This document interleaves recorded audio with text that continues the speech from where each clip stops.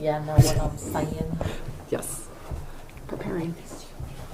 Good morning. Oh, is that a clean? I printed a clean. I was realizing we're live. We're live. Okay, good morning, everyone. I need my gavel.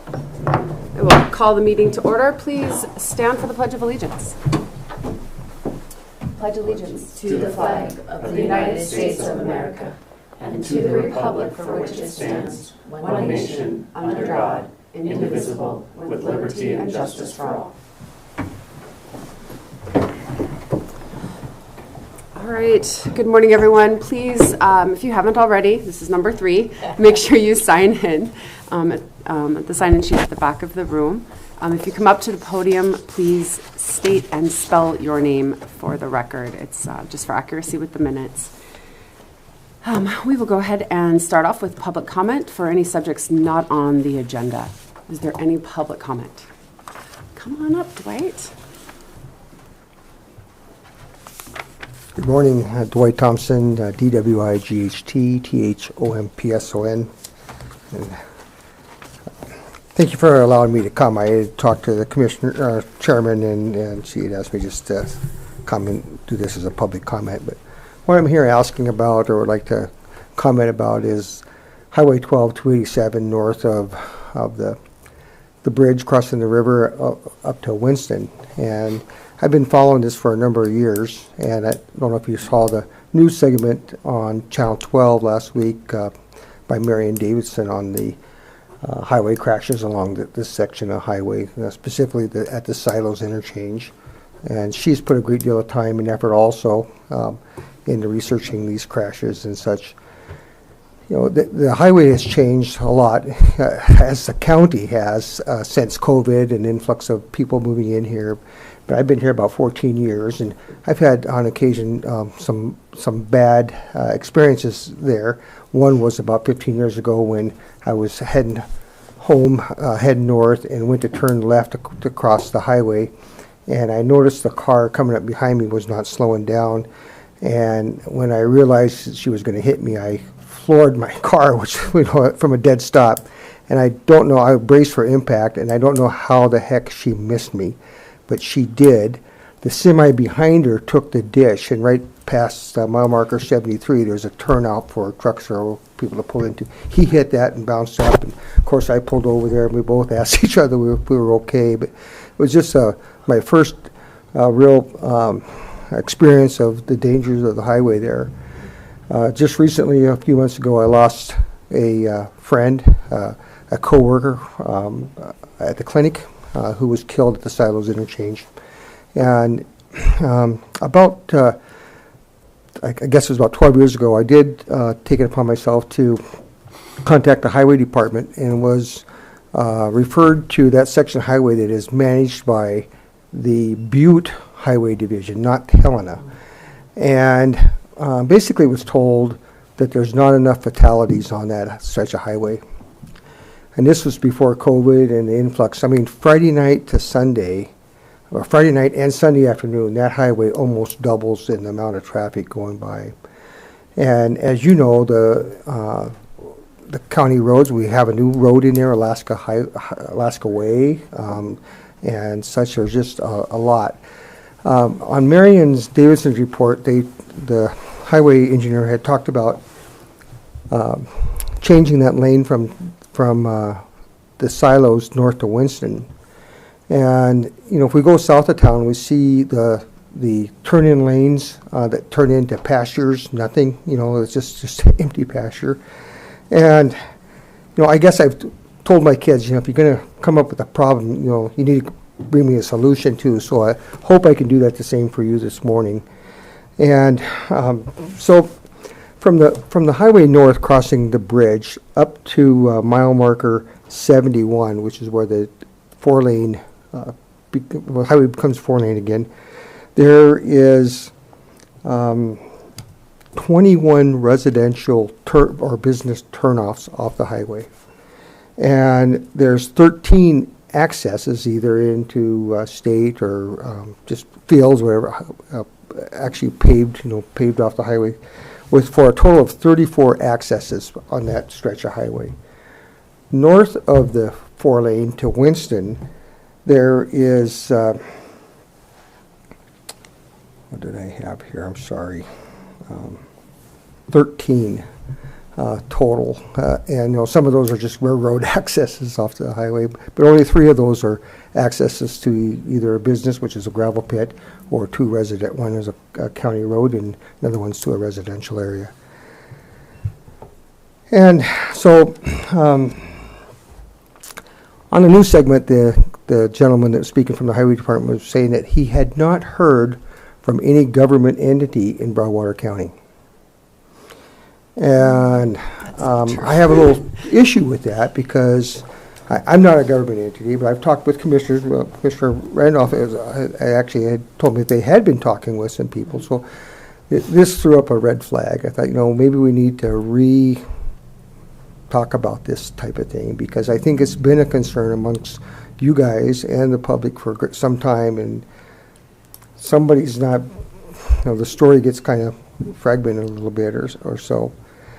So, but one of the things was one of the persons on the channel or on the segment was talking about what we need to do, and one of his things was lower the speed limit. And I'm not sure, I don't think that there's one thing that's going to change things. I think it might take a combination of ideas to help slow fatalities or crashes, in that area. But a number of factors take place in a speed limit. One is the weight of the vehicle, the conditions of the highway, conditions of a person's tires, and all that thing. But just the basic, considering everything, normal weight, same vehicle. It takes about going from 65 miles an hour or 60 miles an hour, it takes about 55 yards to come to a complete stop. And that's not including the time that you notice that you need to put your foot on the brake. That's the time from the brake that coming to a stop. And just increasing that 10 miles an hour, it's 75 yards. And that's a lot of distance. And so, it might help by trying to lower the speed limit to 65 or something instead of 70. As we know, once we hit the 4-lane, it becomes a racetrack, and people that have been behind everybody, does all they can to get around. And about the time that they're passing is also about this time that people are entering from the silos, interchange, and such there. So that might be one solution, is to lower the speed limits at some point. And I would suggest from the bridge to Winston, but things. I thank you, because your comments are very, very valid. I want to give Commissioner Randolph, we have all 3 been talking to MDT. So I don't want you to take any more time that you don't need to. Okay. Can we update you? We're happy to make the update right now on what we're doing. I'm happy to. Debbie can talk all about it. We've been very much in contact with MDT. We're applying for a grant to expedite some of the road builds, but there's also plans already for road improvements through there, if that's okay. Do you mind if that'd be great. Okay, because I know what your concern is, and I think we all hear that, but it is being addressed. So, Commissioner Randolph, would you? Yeah, if I had known this, I could have brought some facts, because I have some that you just said and some more. So thank you for bringing that, first of all. And I really deeply appreciate you bringing this to public comment. Mm-hmm. After the meeting, maybe you and I can talk about, I have not seen the news story. So I don't know who the MDT person was who said he hasn't talked to, but we'll do that off record. Because certainly there's a group email and phone calls that have been going on for long before the last accident. And everything is on the table. Speed limit, signs, widening the road. We are waiting for, I don't have the right official name for it, but an accident analysis from the last accident to have a meeting, and it will be a public meeting with MDT. So we absolutely share those concerns. Something's got to be done, and I agree with you, from the bridge all the way through to, Spokane Creek. I mean, it's an issue. I just came back from Helena last night, and it's defensive driving all the way there and back. So any other ideas? But let's talk later about, because that bothers me that an MDT person said that they haven't talked to us. Because I agree. We have talked and emailed. Oh my gosh! Well, I just sat through a meeting with MDT Yeah. last week. Well, I actually So- talked to Marion again this morning prior to this meeting, and the person that, would you want the person that was on the segment from Gabe Pribe, Prieb, he's the MDT traffic engineer, who said he hadn't heard from anybody, but Yeah, we're talking to the, yeah. we've talked to the directors, we've Yeah, been. no, yeah. I knew that this wasn't correct, because I had talked to people and stuff, so the Silos interchange doesn't come at a 90-degree to the highway as an angle, so, if you're turning out to the right, you really got to turn your head, that's a problem, so, but, up at the Spokane interchange, they have a flashing light. That might be a quick, easier thing, just a flashing light at that interchange. We've had accidents in front of my place. I'm at mile marker 73, and we're not counting all the crashes that happen. There's lots of different crashes. Dwight, are you aware that MDT has projects slated for improvements? I mean, they're going to go, the Silos South is going to be 5 lanes, so it's going to be 4 lanes with a turn lane. Silos South to before town, where it'll have to bottleneck down for the bridge. There's also a plan for the Beaver Creek turn lanes at Winston, and what we are applying for the grant funding with the Build Grant, which is the federal highway grant.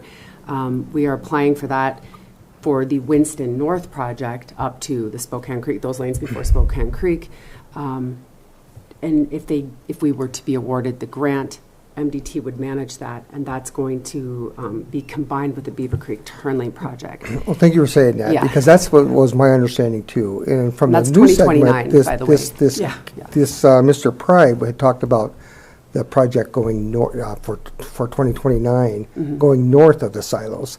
That And was that my is one of concern. them. Yeah, but it's like you got three places compared to the 30 Yeah. places and such. Another thing, I don't know if it would be a thought, is so another solution would be to require headlights from Three Forks to East Helena. I just ask you to try it next time you go to Helena. Look at the cars coming at you with the headlights on, and those with not. I do know that the young lady that was killed crossing on a four-wheeler did not see the vehicle with no headlights coming on. So that's something easy. A lot of places have test strips where you turn on your headlights and things. I don't like more rules, but just trying to think of how can we save your sons or daughters or your parents from say another accident like that happens. And with I don't know if you're interested in the letters that I wrote to the. Please share those with us. Yeah, Just would you a- please, Can you would you email email those? those? Yeah, I made copies for you. Yeah. Thank you. These are 10 years old. It just goes to show that this has been on my mind for a while. And I will add, we share those concerns, and the communication has been a lot. It just didn't make sense, because I know you guys have been working on it. Thank you, Dwight. And I think one of the frustrations that we all have with government, and we are in government, so we share those frustrations on a daily basis, is nothing happens quickly with MDT or the federal grant program or anything. I know. So yeah. we're talking about 29, 28, on 30, to 30, yeah. 31. Well, and that's the purpose for me But you got being to start here. now. Yeah. Is because we were told that it has to be, the requests have to come from the governmental And they are. agency. And they are. Yes, And and they that's you have, guys, and so- we are using PILT funds to match for this grant. Not match, but to do pay for the grant, the grant Application. Thank you. With Great West Engineering, because it's a major grant. It's a huge Yeah. grant. So Well- this is really important to all of us. I appreciate your time and hearing this, and good luck with this. And if I can be of any assistance, or if you need something. And we will keep the updates public. Okay. Yeah, absolutely. Okay, thank you. Thanks, Have a good Dwight. day. Thank Thanks you. for coming in. Can I add to that Come on up. real quick? Yep, Not to keep that's okay. You're fine. talking about the same subject, but just to give you maybe a suggestion, I live on Whitehorse, so every night I drive home, and I have to turn left onto Whitehorse. Police presence might help until the future, until it gets done or gets started, because every day, and I'm not trying to be dramatic in any way, shape, or form, but I didn't say my name, Melissa Franks, every day, every night driving home, it's slowing down the traffic, I don't think is really going to help at this point. When I'm slowing down to turn, I have to pump my brakes, and I have to keep my eye on the back of the vehicle or the vehicle behind me, because that vehicle right behind me is going to go around. They never slow down. They go right around. The person behind me or the other two vehicles behind me can go right into my back end. And that's an every evening worry. And I know that's for all those turnoffs. You know, that I just wanted to make a comment on top of that. Police presence in that area might help until we can get more stuff done. I know that the police are already, you know, pretty busy, but Yeah. it's just a thought. Yeah. Okay. Thanks, guys. I have Thank one you. more thing to add. Backing up what Dwight said, I drive that often, as we all do, if you live here. Headlights and seatbelts. Oh my gosh. There's some personal responsibility in those. Absolutely, I agree with everything else that's been said.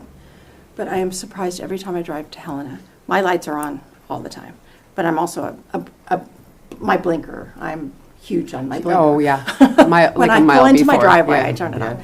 But personal responsibility, seatbelts and lights. So we will keep you all updated. It is defensive. You got to watch for people pass at the craziest places on that road, and I've watched so many near head-on collisions. And Well, driving habits have changed in the last 5 years or so. That's because of different people moving in. Yeah. The habits have changed. We've all been becoming more offensive drivers than people. okay, thank you, Dwight. Appreciate you coming in. Thank you. Is there any other public comment related to Highway 12 287 MDT? No. Okay. Is there any other public comment for things not on the agenda? Anyone? I have a couple. Or go ahead. I was just going to say our commission meeting next week is on Monday, not Wednesday, just because of the Thanksgiving holiday. Wednesday tends to be a light day for a lot of people. So we will be having our meeting Monday at 10. That was my only thing, Deb. Go ahead. And I had that, and then we're closed for Thanksgiving, obviously, and we will be open Friday afterwards. I know I believe the city is closing for a certain amount of hours or something, but we will be open. And today at 1 o'clock, we have just a working meeting. I don't mean just, but a working meeting with Montana Land Reliance. So it's a chance to answer questions, ask questions just about conservation easements and what they are and how they work. And that was it. And that's here, right? That is That's here. here in the fund. Okay. All right. Any other public comment? No? Okay. All right. We will move on to the first agenda item, which is discussion decision county treasurer, Melissa Franks, interlocal agreement number DOJ MVD for FY25 -0044 between Department of Justice Motor Vehicle Division and Broadwater County Treasurer. That is a lot of words to say. Melissa Franks, Broward County Treasurer. So I think we remember that this came up shortly after we went live with the new system in March 17th. Can you, sorry to interrupt, You bet. can you give the background for the public? Yes. Yeah. We are all well aware of this. So this is the Motor Vehicle Department, Department of Justice's new system called CARS. We were on a system called Merlin. We were on that since, I think, probably 2009. So CARS went live March 17th of 2025. So with this agreement, the state, how do I want to start this? There's 56 counties. Many of those county treasurers were refusing to sign this agreement because they did not agree with the responsibilities of what the state was going to have and what the county was going to have. In the past, with the Merlin system, the equipment we used was the state's. They had to fix them if things went bad or if they broke down, or if we had any technical issues, they supplied the paper, the ink, the printers, you know, the equipment. Now, with this new system, the state they provided the startup equipment. They gave the county all the equipment that we've been using since 2009. So that can tell you right there that that equipment is pretty old and shot and is going to be, you know, not much good. But they kindly gave that to us to use. The news equipment they provided, however, from here on out, we have to pay for any kind of maintenance. If something breaks down and we have to pay for it. It comes out of the treasurer's account. Paper, ink, all of that, everything is the county is responsible for here on out. They will pay 10 cents per transaction. And then they will send us a check quarterly. I had one of the gals print up a transaction for 1 month. We had 819 transactions, so we're going to get $81 from the state for all those transactions. Everything else goes, you know, we get $81, and some of the taxes, very minimal. So the reason a lot of the treasurers did not want to sign this is because they did not think it was fair and really wanted to try and fight the state and get more out of them, at least more for the supplies, having them pay more for the supplies, whatnot. It was a good try, but many months later, probably more than half of the treasurers caved and went ahead and signed. Some of them are holding out. I'm at this point, I'm just going to suggest that we go ahead and sign and agree, because the worst case scenario, they could take that service out of our county. Is that what they're threatening to do? They haven't really threatened that, but they can do that. They're there, okay. Yeah. I mean, we could hold out and not sign, but we won't get that money, which isn't really a whole lot for us. Maybe Right. some of the bigger counties, it's a lot. But doesn't it cause you guys bigger issues if your system isn't working with the state system? Yes. So they have Yeah. to integrate? There's, Yeah. if we don't have them, we're not doing any motor vehicle. So for customer service purposes, It's a must. It's a must, Yeah, yeah. it really, they have us over a barrel. We don't have a choice, in my opinion. So. That's my suggestion. We go ahead and sign. And it does, I think back, talks about a date for, okay. So the agreement is effective upon the date of final signature and terminates on December 31st of 2028. So it might be something you can revisit okay. at the end of the year of 2028. Well, I say if we're going to revisit it, or if it needs to be revisited, or if the Treasurers Association decides to do something, hopefully they'll start that process in like summer. Way earlier Right, than that, yeah, yes, yeah. I agree, yes.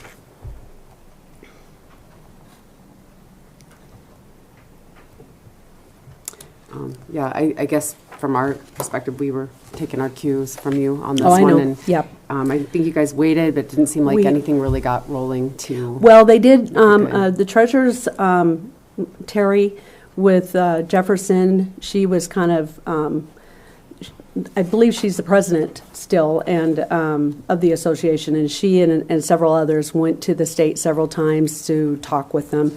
Sometimes the state wouldn't meet with them and didn't even care to meet with them, and eventually they did, but they didn't, didn't do much good, in my opinion. So some of them, I mean, majority of them did sign, some of them haven't, and probably won't, but. All right. Thank you. I don't have any other questions on it. Sounds like we need to get done, so. I just have a quick question. Melissa, can you explain, this is for title work, registration, everything to do with cars, trailers, et cetera. Can you explain how the fees are divided between the state and the county? Offhand, no. I couldn't tell you. I mean, we get the county option fee. We get that. We used to get, it's changed a little bit. We used to get the postage.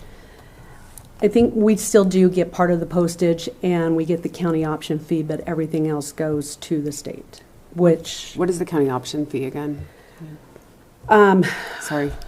It depends on the vehicle. I mean, It's just like an extra tax? Yes. Okay. Yeah. Yeah. I think this is a huge service to the resident, so. It is. despite the fact- I agree. Yeah. Despite the fact that it will cost your department more money or time and effort, it's worth it. Yeah, it would be a huge disservice if we lost that. Yeah, if people had to go to Helena or Bozeman for Yep. everything, yeah, that'd be terrible. Absolutely. So, okay. That's all I had. Thank you. Yeah. Thank you. You're very welcome. Thank you. Is there a motion? I would move to approve the interlocal agreement number DOJ MVD FY 2025-0044 between Department of Justice Motor Vehicle Division and Broadwater County Treasurer. I will second that motion. Okay, there's been a motion and a second to approve, excuse me, interlocal agreement number DOJ-MVD-FY 2025-0044 between Justice of Motor Vehicle Division and Broadwater County Treasurer. Is there any public comment? Any public comment? All those in favor, please signify by saying aye. Aye. All those opposed, same sign. Motion passes. Thank you, Melissa. Thank you. I'll sign this for you right now, too.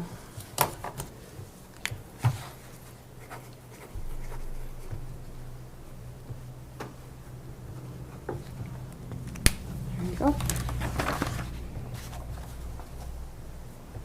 Melissa? Yeah, I wanted, Sorry. I mean, I can keep it, but that's not going to help much. And I believe I need to record that. Is it an MOU? Yeah. Oh, yeah. With you and I'll Yeah. grab it. Okay. Thank you. Yeah, I'll get it to you. Sorry, just kidding. You didn't have to get up. I need to get up and Oh, but you need to sign it first, and then Lori Bakri. Do you need to record the fully? Yeah. Okay. Okay. So. So, yeah, just get it back to Lori Angie. signs it, and I'll need to. Okay, I'll figure that out. Okay. Okay, next up, we have discussion decision, Nicole Brown, Community Development and Planning Director, Westside Trails Major Subdivision, request deviation from Broadwater County subdivision road standards. Good morning, Commissioners. Nicole Brown, Broadwater County Community Development Director and Planner. Here today with a request from the Westside Trails engineers to deviate from the Broadwater County subdivision road standards. I want to be very clear, these are subdivision road standards. They are identical to our Broadwater County road standards, but we are talking about subdivision road standards because this is for a subdivision road.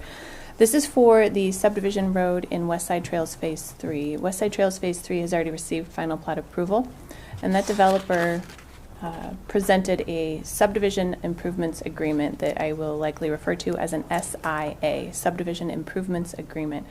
The reason a subdivision improvements agreement is entered into with the county and a developer, oftentimes in the instance of roads, when the developer has met all conditions of approval with the exception, of, say, in this instance, roads, they are able to post a bond of giving the bid amount for the completion of the construction of roads and add 25% to that. So the bond that the county is a party to is 125% of the cost of improvements for Phase 3 Westside Trails subdivision. The reason I give you all that information to say that this is not a variance because this subdivision has already received final plat approval.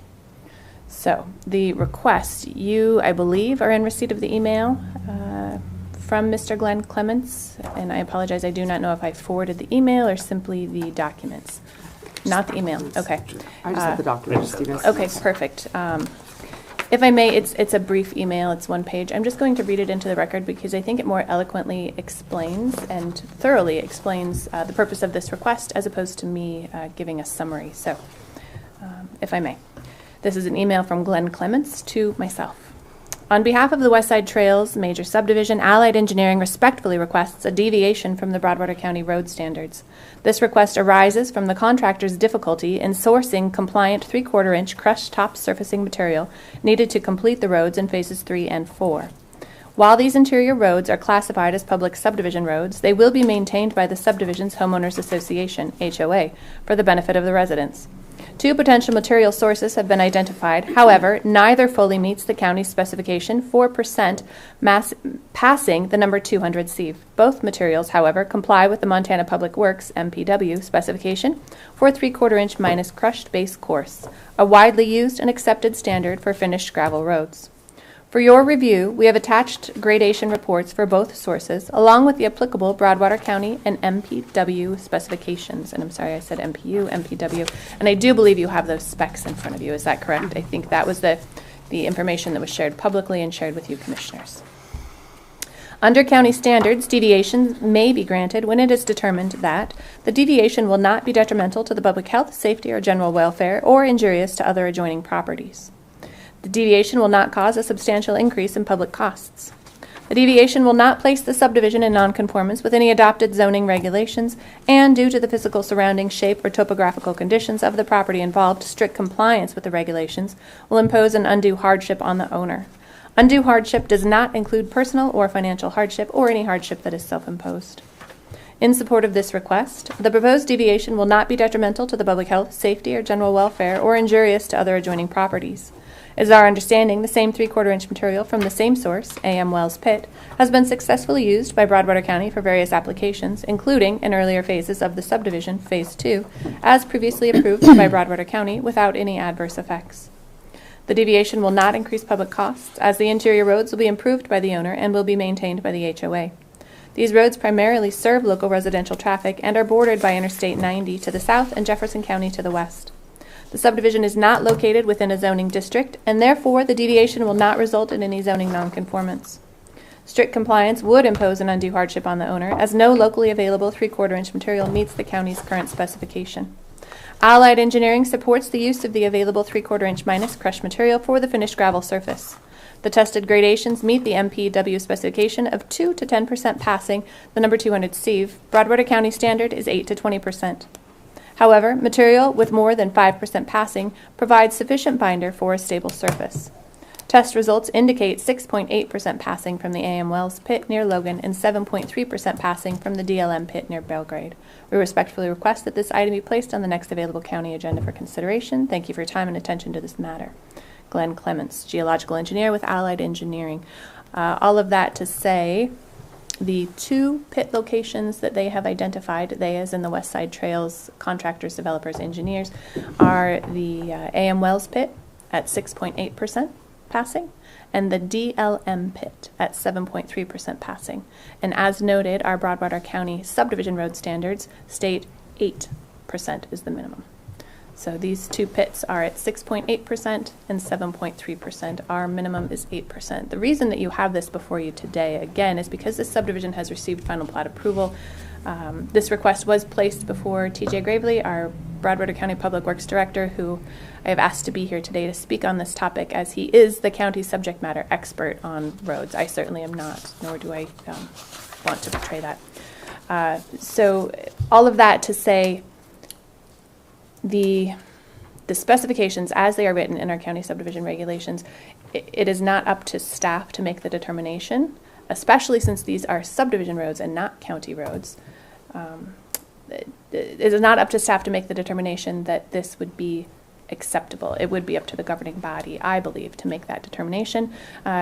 You are under no obligation to make a decision today, should you need more time and desire to consult with legal or staff separately. So, Madam Chair, I have nothing further to add to this conversation, but I'm happy to answer any questions that I'm able to.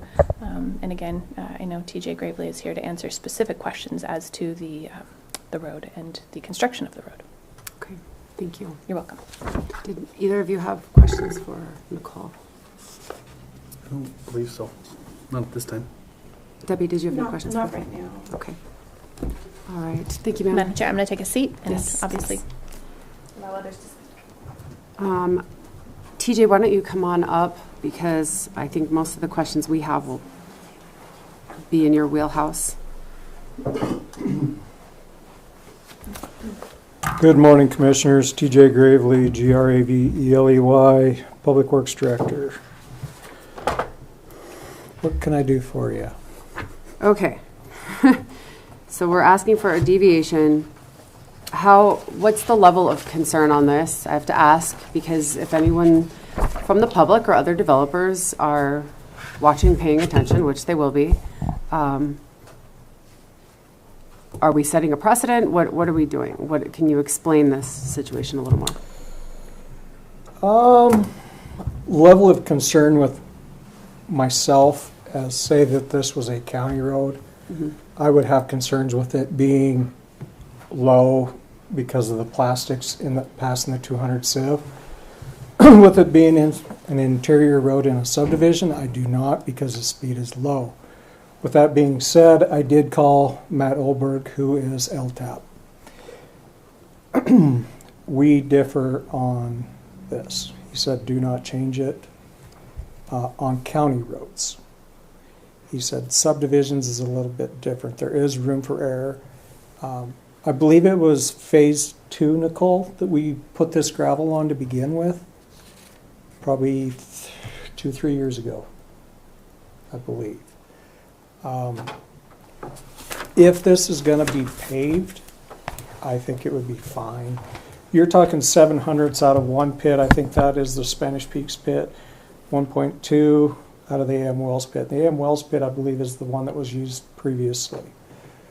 Like I said before, on an interior subdivision road, I don't see it being a huge issue. If it gets hot and dry, the road's going to unravel quicker than if it is, in our 8 to 20% passing the 200 sieve. Can you explain what the sieve is? Can you explain what that is, what that means? So, you've got a stack of cylinders like this. You've got a inch hole, 3/4 inch hole, 1/2 inch hole, and you all the way down to the 200, and so it's real microscopic. And you fill the top, you shake them out. Once you're done shaking them out, you lay out your sieves, and you determine what percentage has passed through the sieves. Very simple. The higher the plastics passing the 200 sieve, the better your road's going to stay together. The higher the plastics? The higher the plastics, the higher the percentage. But with that being said, having the higher plastics or clay in there that is going to pass through that sieve, it's going to make it a little bit gummy, for lack of a better word, till it dries out and gets hard. Also, when I was talking with Matt, every pit that he has tested in Montana, 2 pits have passed this test. So, do you have a question? Go ahead. Because I'm wondering, why did we put this in our subdivision regs? And I wasn't here for that. This is I think all of us. This is before me as well. Yeah, so This was a standard that why was was set years 8% ago. there if you can't find it? Or could you find it and now that situation's changed? I don't think that that's the issue. The northern end of our county is not too hard to make this spec. The southern end of the county, the clay that is down there is more of it's like a fake clay. It's like a liver sand kind of. It's horrible garbage. I do believe that what they presented will work in there. That's my professional opinion. If they're going to pave over it, I don't see a problem. And Nicole could probably speak to this. After phase 4 is complete, is it going to be completed, being paved? Yeah, please. Nicole Brown. So if phase 4, this is a lot of speculation, and I don't like if scenarios, but if phase 4 is complete, some of the roads and West Side Trails will be paved, but not all of them will be required to be paved because it will be based on the PER, preliminary engineering report, and the traffic impact study. So not all of these roads will be paved. Some of them may, and that's a big if phase 4 even does go forward for final plat approval, which has not even been submitted. So all of these phases, phase 1, 2, 3, and 4, which there are 4 phases in West Side Trails, were submitted for preliminary plat approval, I believe, in 2005, maybe even 2006, Oh, wow. or received Okay. preliminary plat approval. They've requested extensions, trying to, watch the market and, timing. So it does have preliminary plat approval. That does not mean that they're going to move forward for final plat approval. And all of the roads in phase 1, 2, and 3 will not be required to be paved. That will be at the developer's discretion. Some of them may be required to be paved, again, speculating that they even move forward to final plat phase 4. I have Okay, a thank question. you. Yeah, please, go ahead. I think probably for Nicole. So if phase 4, in our pretend world, if phase 4 does come to us, they will probably have the same variant, or request. Madam Chair, I highly doubt that the geology is going to change in that area, correct? So that is absolutely a true statement that this likely will be the same request moving forward because they're available pits or Right. preferred pits, gravel pits. The gravel won't change.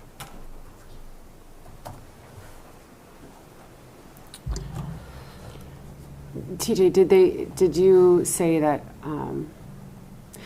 I think the letter, the email that you read, I believe they said it was not due to financial burden. Did I hear that correctly? Okay. So, I mean, how hard is it to find other pits? If we have pits in the north end of the county that work, why not use those? And I'm going to ask a whole bunch of questions, sorry. It's really 'Cause- cost prohibitive in my opinion. Could they haul in clay to make it work? AM Wells probably could. I don't know where their other pits are unless it's down around Norris or something like that. But with that being said, I don't see this being an issue in an interior subdivision road. County roads, yes, do not change your standards. Alls I can give you is my opinion on this and what Matt Olberg through LTAP said. 2 pits in all of Montana have passed this test on the exact same standards. But you said the pits in the north, at the north My part of pits our will county. pass. They'll pass, okay. I feel like, sorry if I can. It's okay.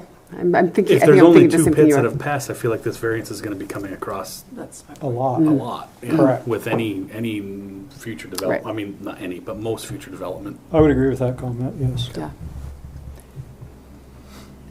I guess my concern with this whole thing, and I mean, hindsight's 2020, right? Like we weren't here for the approval and previous decisions. So if we're setting a precedent, because we're saying they're saying it's not a cost issue, but we know there's a cost issue with hauling gravel or hauling any type of material, right?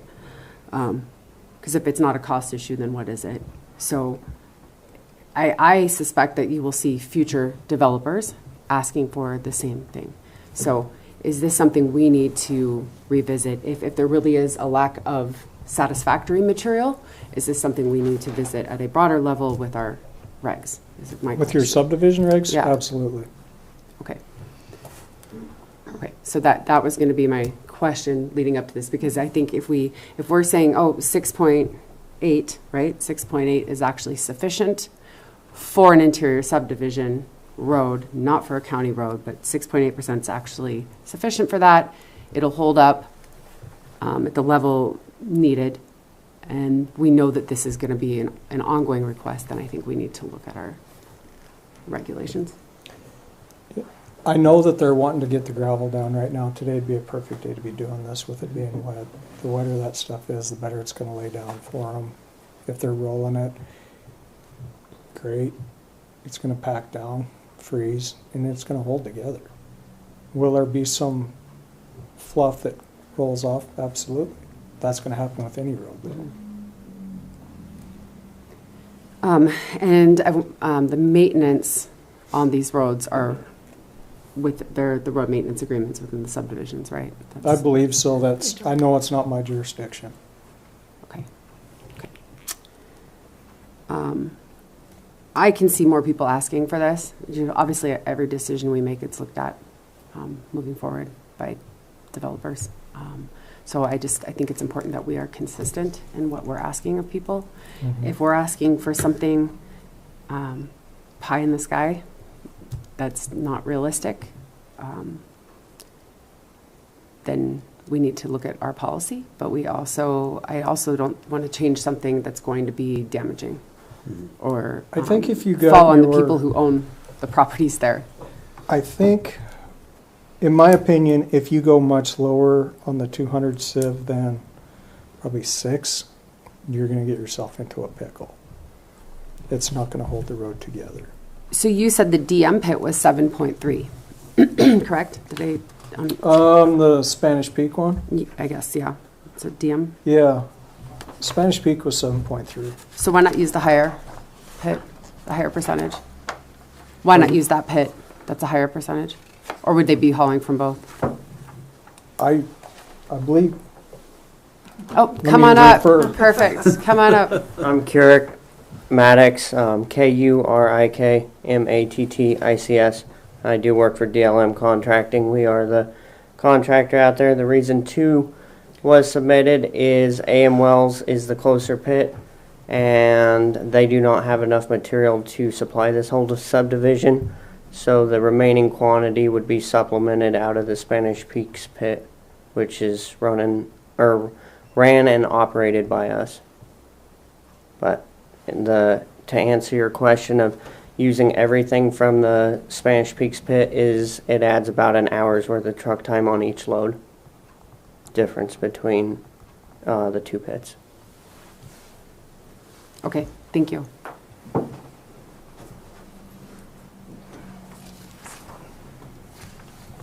So if I may, Madam Chair. Yeah, So please. there's a lot of issues, but one of the issues is cost prohibitive, or certainly adding more cost to the project because of the hour difference, manpower, gas, et cetera.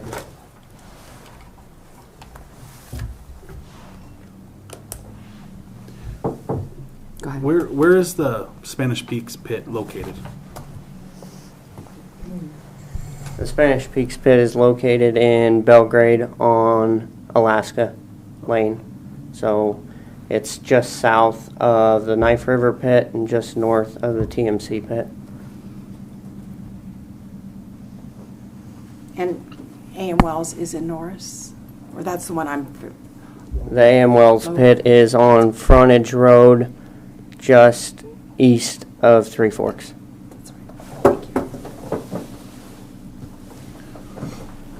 Okay.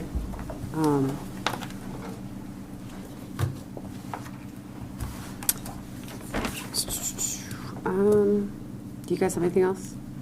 I don't have any other questions. I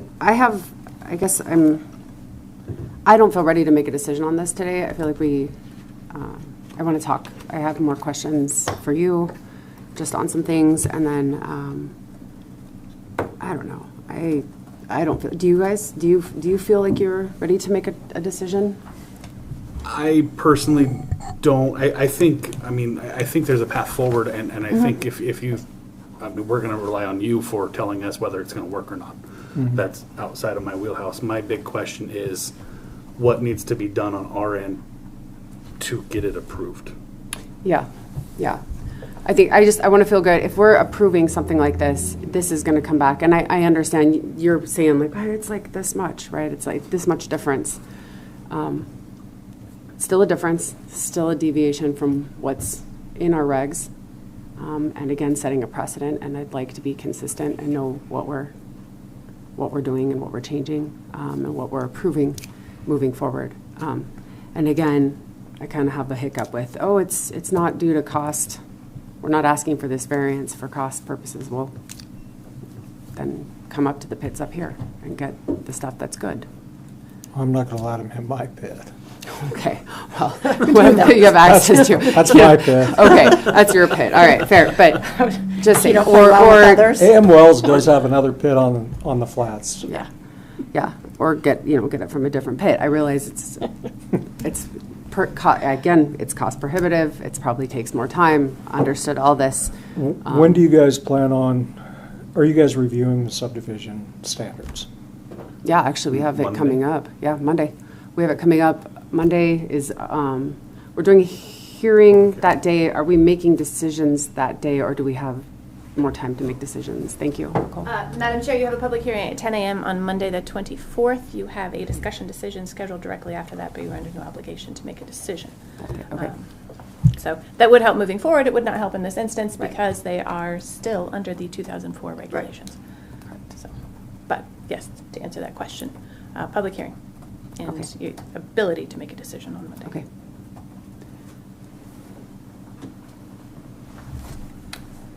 Anything further? I share the concerns that have already been stated. I'm not for it, I'm not against it, I Yeah. just need more information. Yeah. I would like a copy of the email so I can read it, digest it, do some research, talk to legal. I think Yeah. we could put this on our December 3rd agenda.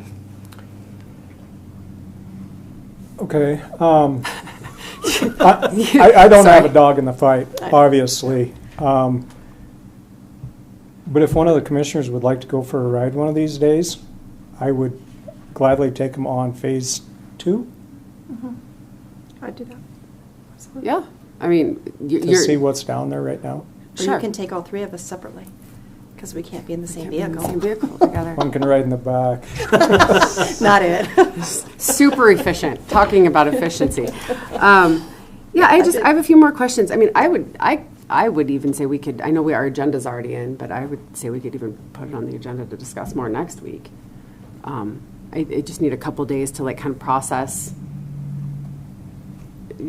what we're, if we're looking at this, if there is an issue with our standards, then I want to know if we're making this decision, that we're making the decision and we're clear with what we're trying to accomplish through the subdivision standards. I don't want to lower standards to suit one developer and one group and then say, oh, we changed our subdivision regs and lowered our standards, I think this is a one-off. It's the first one I've seen, really, since I've been here.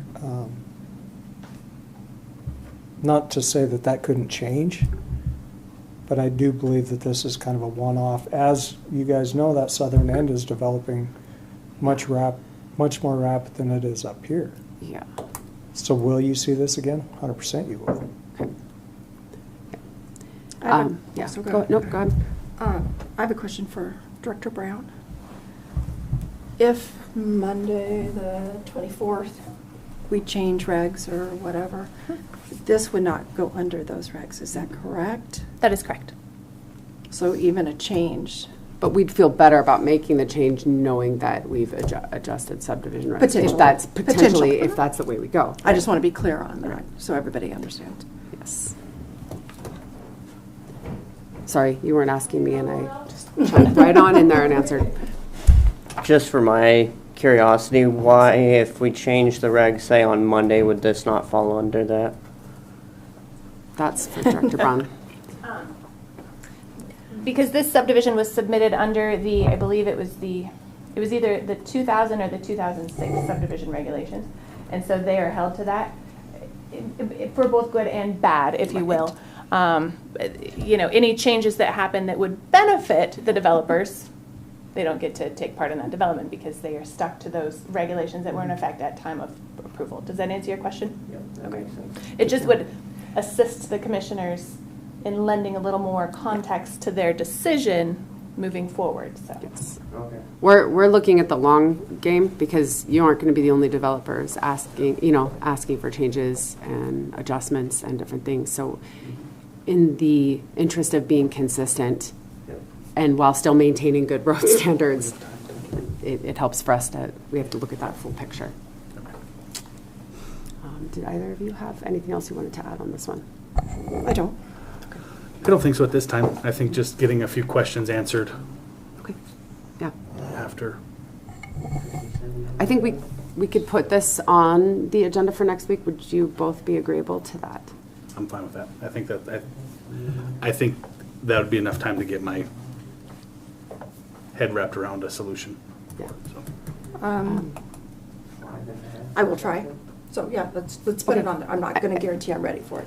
Fair. That's Just, let's Wednesday. just put it Yeah. on there, and if we're Yeah, not I ready, we're will not try ready. very, but very yeah. hard, but Okay. that gives us Okay. 2.5 days. I know. I know. I just. And we have some meetings in yeah, between there. I know we do. that's We have a weird. few meetings. 60 whole hours.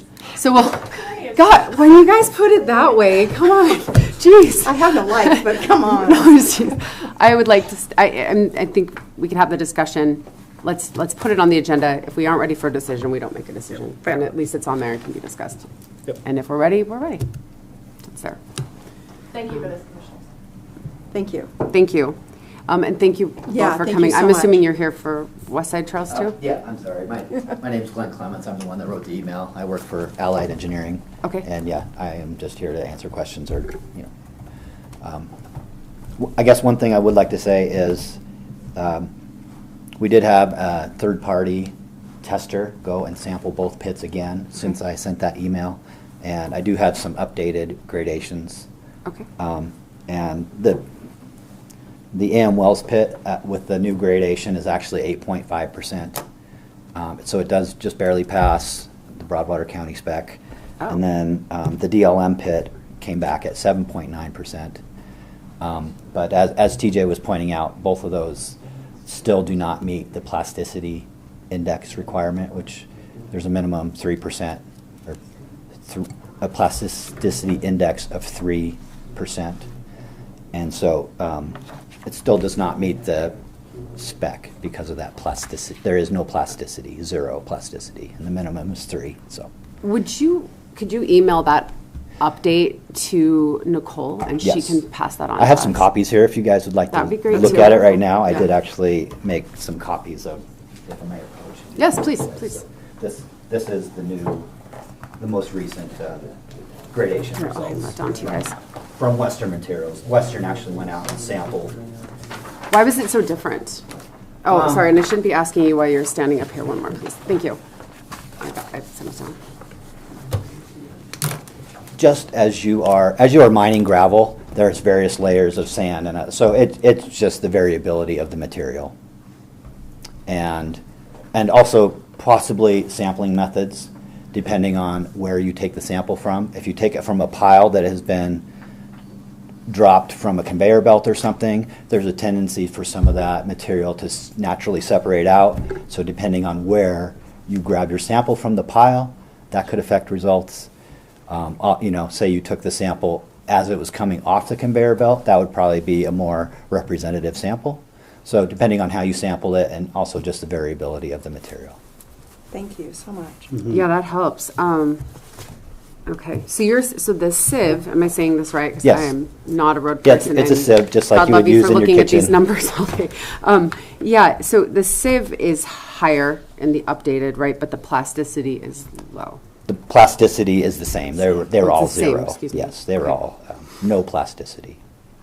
And that's on the report there under the Atterberg limits. It just says NP is non-plastic. Okay.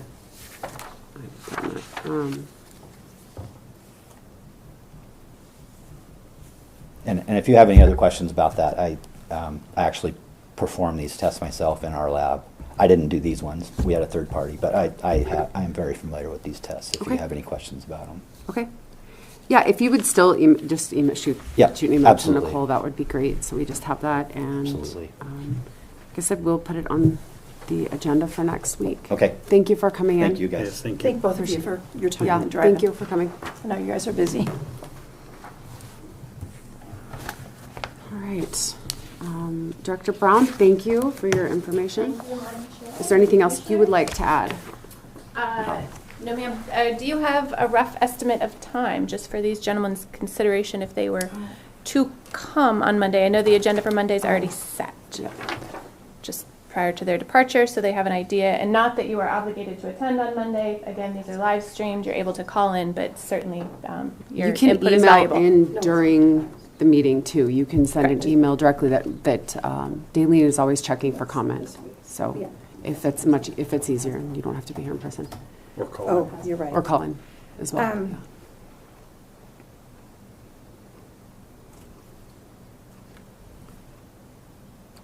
If we put it here, I guess you're the agenda guy. If we put it here after Nicole's, what do you think? Or up here? And our times are always, we don't know obviously how long anything's going to take.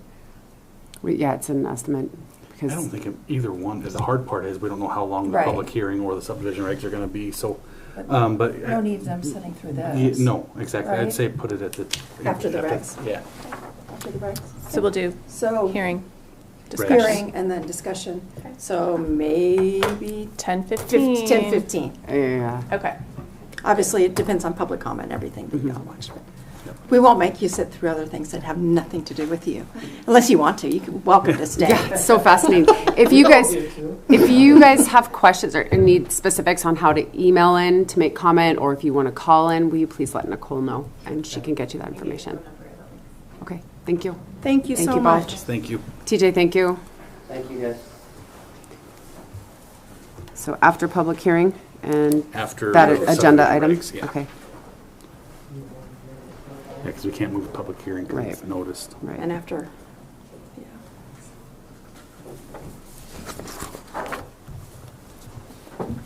Okay.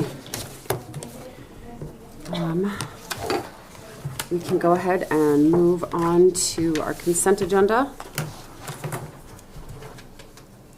And I don't have, so we have a couple claims. I will do all three claims, and then we can do a motion for that.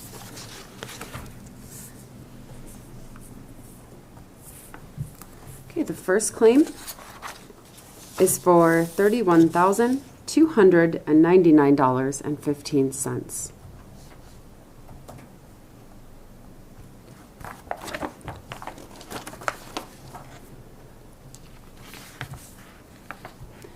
Second claim is for $20,503.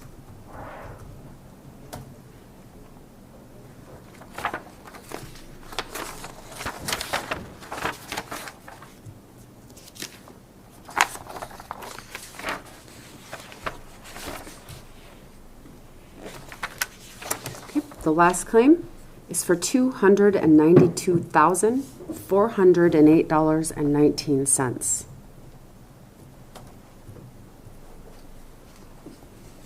I would move to approve the claims in the set, all three claims in the set amount.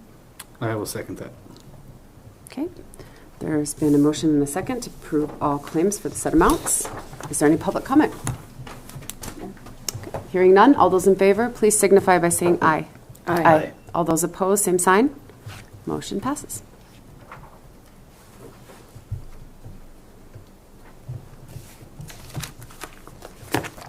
Signs.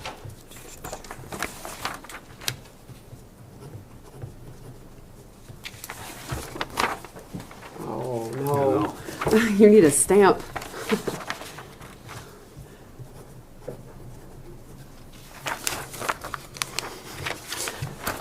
I think somebody forged it. It turned out better than I expected.